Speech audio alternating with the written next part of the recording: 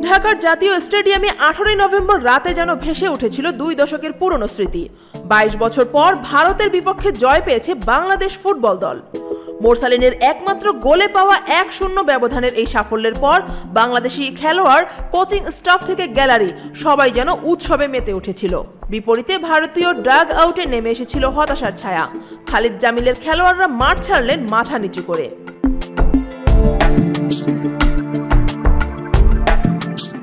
দক্ষিণ এশিয়ান ডার্বির এই ম্যাচটিকে ঘিরে ভারতীয় গণমাধ্যমগুলোর প্রতিক্রিয়াতেও ফুটে উঠেছে ক্ষোভ আর বিব্রতবোধ। ম্যাচ পরবর্তী প্রতিবেদনে the Hindu, NDTV, first post সহ বেশিরভাগ সংবাদ মাধ্যমই ভারতের এই হারকে লজ্জার বলে চিহ্নিত করেছে।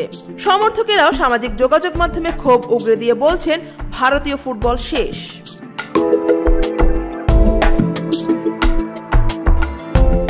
2003 সালে এই একই মাঠে চ্যাম্পিয়নশিপের সেমিফাইনালে মতিউর মুন্নার গোল্ডেন গোলে বাংলাদেশ ভারতকে হারিয়েছিল। দীর্ঘ 22 বছর পর আবারও সেই একই ভেন্যুতে ইতিহাসের পুনরাবৃত্তি করল লাল সবুজরা। ম্যাচ শুরুর মাত্র 12 মিনিটেই গোল করে দলকে লিড এনে দেন শেখ মোরসালিন। শেষ পর্যন্ত তার ওই একমাত্র গোলেই নিশ্চিত হয় অবিস্মরণীয় জয়। বাংলাদেশ দলের সাম্প্রতিক পরিবর্তনের বড় অনুঘটক হিসেবে উঠে আসছে ইংল্যান্ড প্রবাসী ফুটবলার হামজা দেওয়ান চৌধুরীর নাম। তার অনুপ্রেরণায় একে একে দলে জায়গা করে নিয়েছেন সামিদ সোম, ফাহমিদুল, জায়ান আহমেদ ও কিউবা মিচেলরা।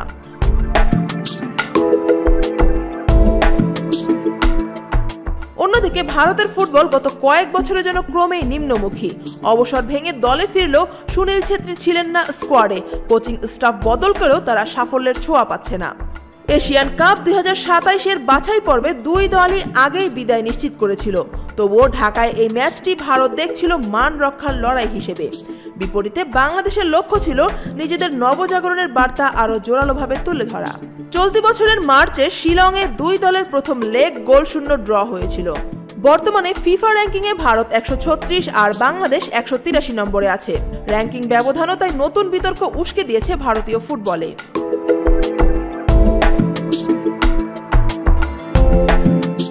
ম্যাচ শেষে ভারতের সমর্থকদের ক্ষোভ সামাজিক যোগাযোগ মাধ্যমে যেন উপচে পড়েছে।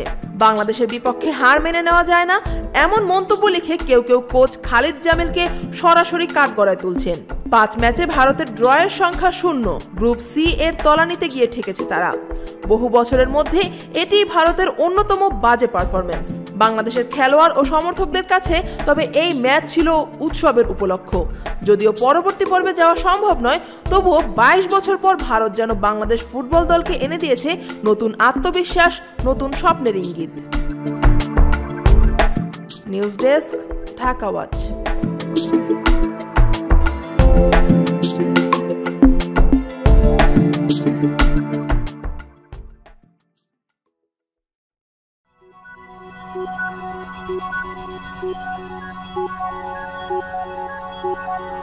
Thank you.